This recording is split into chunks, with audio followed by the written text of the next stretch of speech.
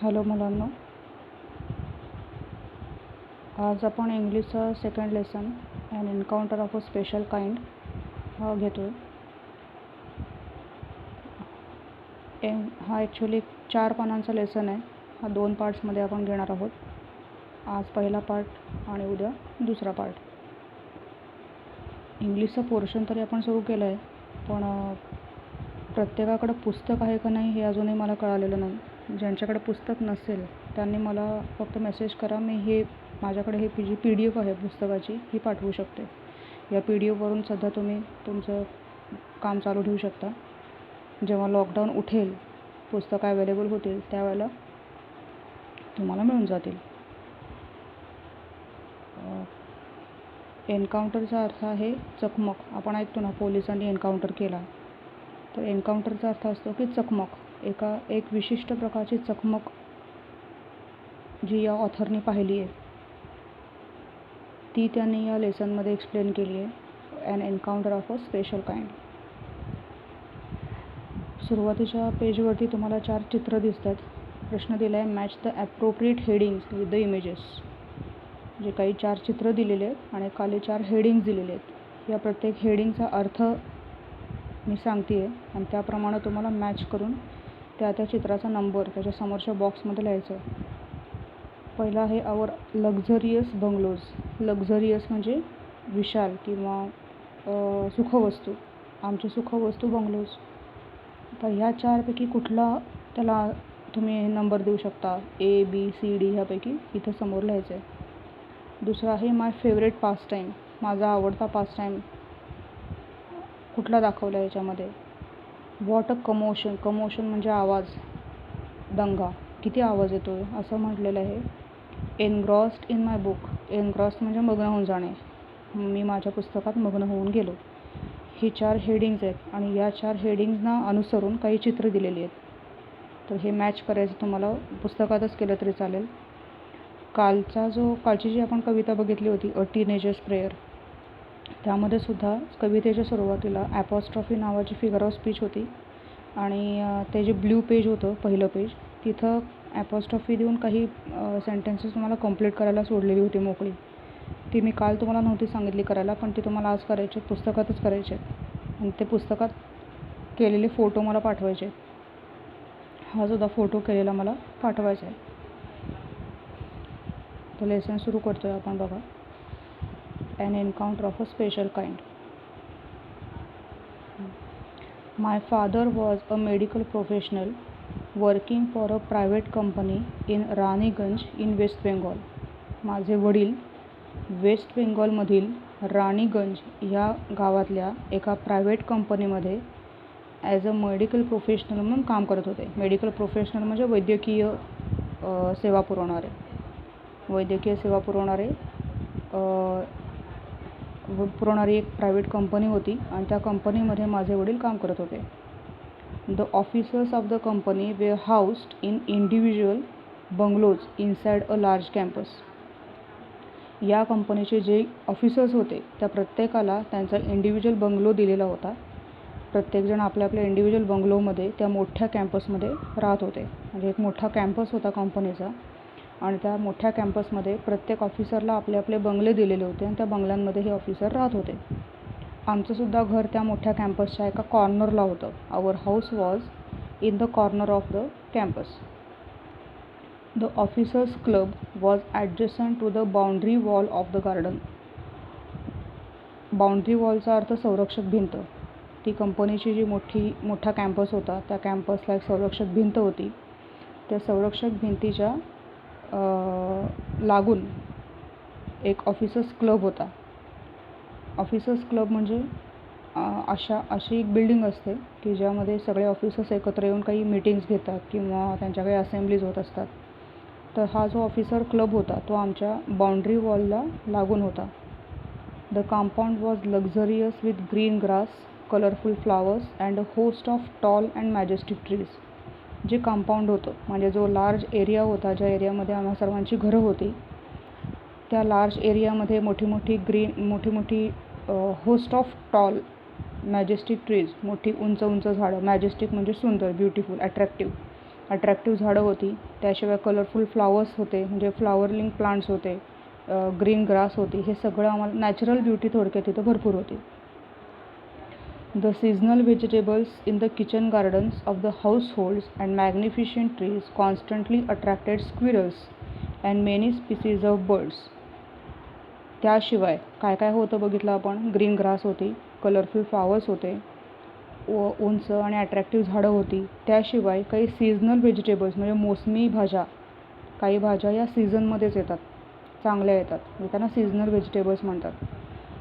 अशा काही सीझनल व्हेजिटेबलची झाडं होती जी किचनमध्ये किचन गार्डन होतं, किचन गार्डनमध्ये सीझनल व्हेजिटेबलची झाडं असायची. काही मॅग्निफिशंट ट्रीज हे होते. मॅग्निफिशंट म्हणजे उपयोगी ट्रीज होते, ज्यांच्याकडं कोण कोण अट्रॅक्ट व्हायचं. स्क्विरल्स अट्रॅक्ट व्हायचे. स्क्विरल्स म्हणजे खारुताई म्हणतो आपण. खारी अट्रॅक्ट व्हायच्या. काही वेगवेगळ्या प्रकारचे पक्षी अट्रॅक्ट व्हायचे. अ ग्रुप ऑफ लंगूर्स म्हणजे वानर, माकडांचा एक ग्रुप, ग्रुप म्हटलं, एक ग्रुप तिथं माकडांचा राहायचा. आणि ह्या सगळ्यांनी हे सगळे तिथं अट्रॅक्ट व्हायचे. आता हा माकडांचा जो ग्रुप होता, पुढं काय सांगितलं बघा. A group of langurs had even made their den in the Ashwattha tree nearby. Ashwattha tree म्हणजे पिंपळाचं झाड. वानरांच्या एका ग्रुपनं त्यांचं घर हे अश्वत्था झाडावरती बनवलेलं होतं. डेन म्हणजे माकडांचं घर. त्यांनी आपला निवास त्या अश्वत्था म्हणजे पिंपळाच्या झाडावरती बनवलेला होता. They had all become a part and parcel of our existence and daily life. हे जे काही दिलेले आहेत वरती, green grass, colourful flowers, majestic trees, seasonal vegetables, squirrels, langurs, हे सगळे आमच्या दैनिक जीवनाचा, आमच्या अस्तित्वाचाच एक भाग झालेले होते. म्हणजे त्यांचं आणि आमचं अस्तित्व वेगळं नव्हतंच. आम्हाला हे रोज दिसायचे आणि आमच्यासोबत त्यांचा दिवस जायचा. A small incident on a Saturday afternoon left a profound effect on me and unfolded before my eyes a whole new dimension to the wonders of God's creation. शनिवारी दुपारी एक अशी छोटी घटना घडली ज्याचा माझ्या मनावरती सखोल परिणाम झाला. प्रोफाऊंड इफेक्ट, प्रोफाऊंड म्हणजे सखोल परिणाम झाला. आणि देवाच्या निर्मितीतला एक अनोखा पैलू माझ्यासमोर उलगडला गेला. अनफोल्डेड म्हणजे उलगडणे. माझ्या डोळ्यासमोर उलगडलं. काय उलगडलं? अ होल न्यू डायमेन्शन, एक अनोखा पैलू. कशाचा? Wonders of God's creation. देवानं हे जे काही निर्मिती केलेली आहे निसर्गाची, या नैसर्गिक निर्मितीमधला एक अनोखा पैलू माझ्या डोळ्यांसमोर उलगडला गेला आणि त्या घटनेचा माझ्यावरती एक सखोल परिणाम झाला. It was a few days into Puja vacation. काही पूजा व्हेकेशन, आपल्याकडं कशी समर व्हेकेशन आहे तशी पूजा व्हेकेशन आहे. हे पूजा व्हेकेशन सुरू होऊन जस्ट काही दिवस झाले होते. Just like for any other child, the holidays provided an opportunity for me to become engrossed in various magazines and storybooks published especially for children in the festive season. Puja vacation म्हणजे काहीतरी एक हे आहे, सण आहे कुठला तरी. त्या सणामध्ये पूजा वगैरे केली जाते आणि त्याचं व्हेकेशन चालू आहे. तर व्हेकेशन चालू झाल्यानंतर बरीचशी मुलं हॉलिडेजमध्ये पुस्तकांमध्ये मग्न होऊन गेलेली असतात. मॅगझिन्स वाचतात, स्टोरी बुक्स वाचतात. तसा हा ऑथर म्हणतो, तपन मुखर्जी हे ऑथरचं नाव आहे. ते काय म्हणतात की हॉलिडेज सुरू झाल्यानंतर मला एक चांगली संधी मिळाली इतर मुलांप्रमाणे. Just like for any other child, कुठलाही मुलगा जसं हॉलिडेज सुरू झाल्यानंतर काही पुस्तकं वाचायला घेतो, तशीच मलासुद्धा एक चांगली संधी मिळाली काही पुस्तकांमध्ये, काही मॅगझिन्समध्ये एनग्रॉस म्हणजे मग्न होण्याची, हरवून जाण्याची. मग ही पुस्तकं कोणी publish specially for the children, मुलांसाठी पब्लिश केलेली काही पुस्तकं होती. त्या पुस्तकांमध्ये मी मग्न होऊन गेलो. मला चांगली संधी मिळाली. आफ्टर हार्टी लंच, हार्टी म्हणजे इनफ, सफिशियंट, पुरेसं जेवण झाल्यानंतर माझे पॅरेंट्स आणि माझी यंगर सिस्टर, यंगरचा अर्थ लहान. After a hearty lunch my parents and my younger sisters lay down for a afternoon nap. Nap म्हणजे दुपारची झोप. डुलकी, नॅपचा अर्थ खरा असतो डुलकी. दुपारचं इनफ जेवण झाल्यानंतर माझे आईवडील आणि माझी लहान बहीण हे दुपारी एक डुलकी घेण्यासाठी म्हणून गेले. And I settle down with a story book, आणि मी एक स्टोरी बुक घेऊन वाचत बसलो.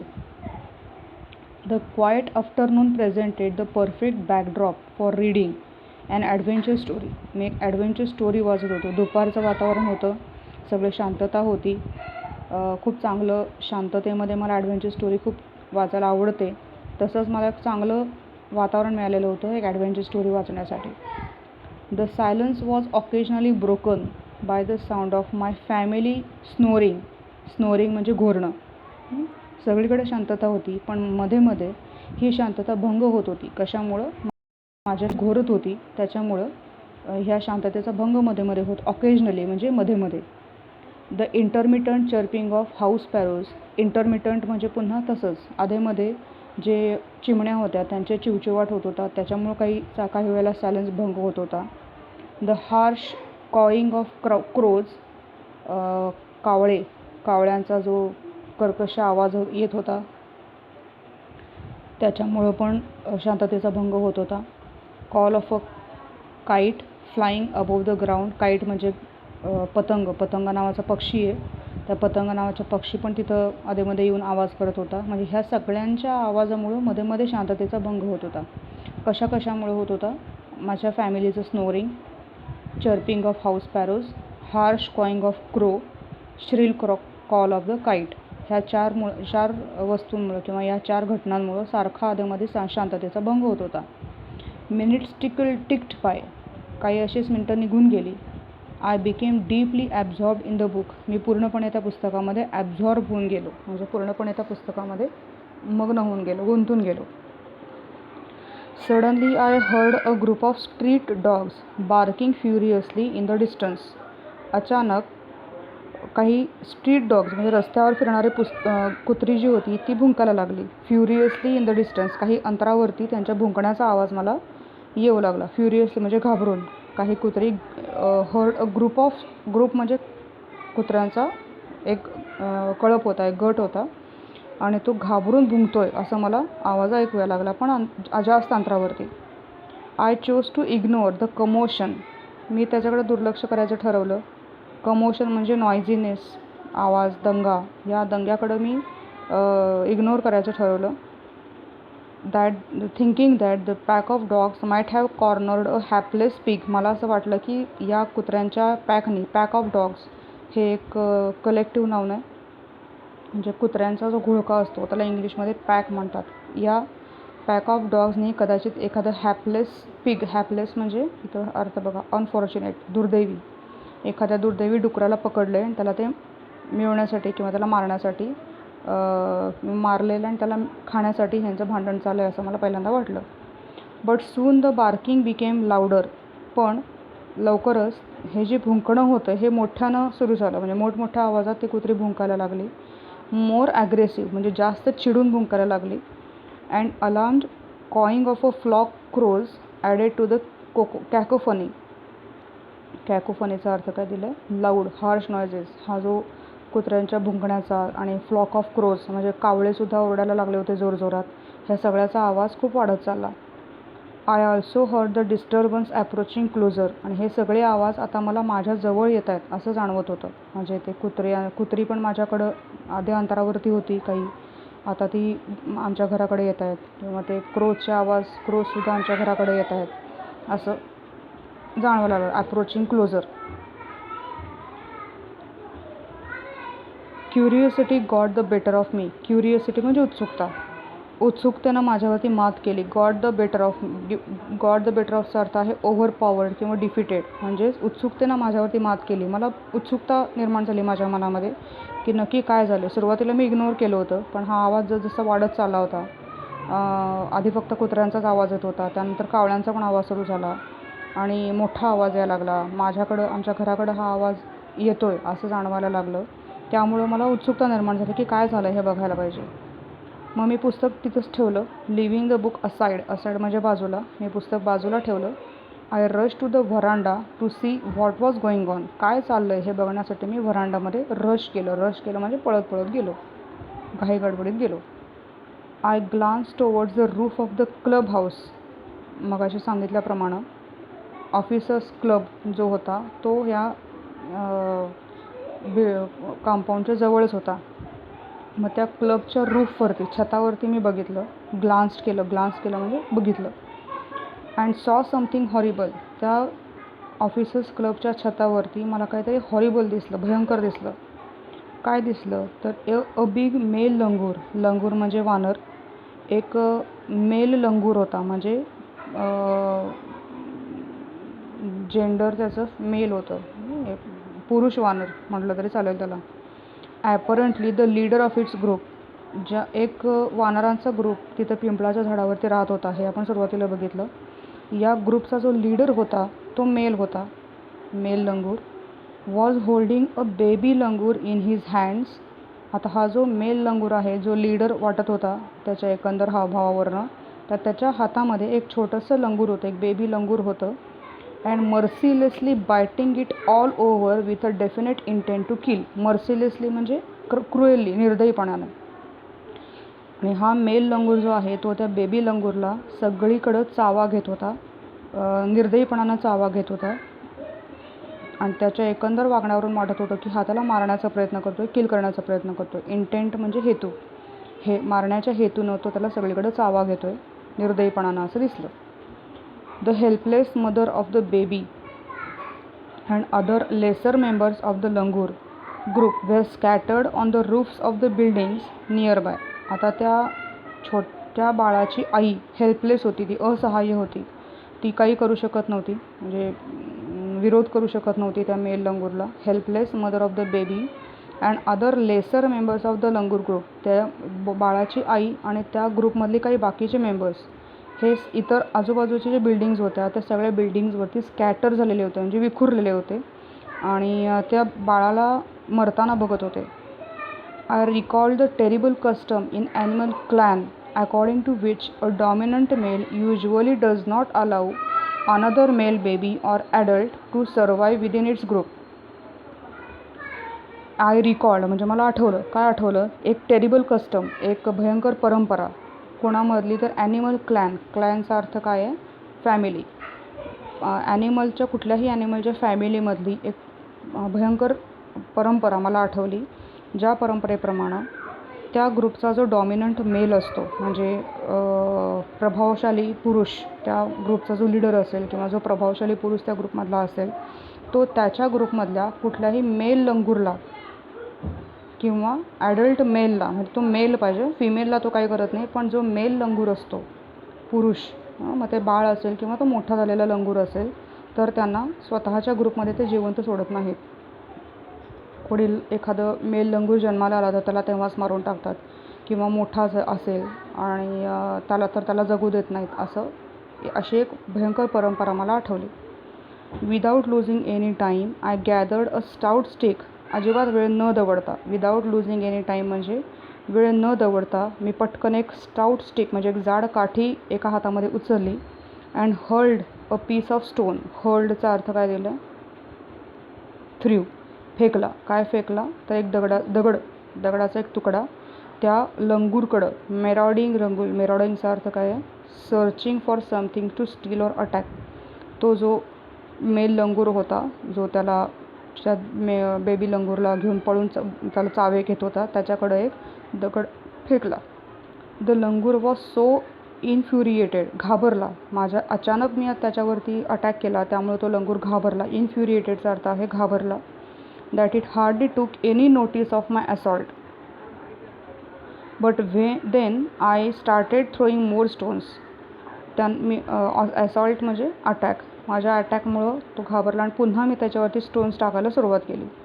The dogs on their part raise their pitch of cry. कुत्र्यांनी सुद्धा त्यांची भूमिका म्हणून जोरजोरात ओरडायला सुरुवात केली.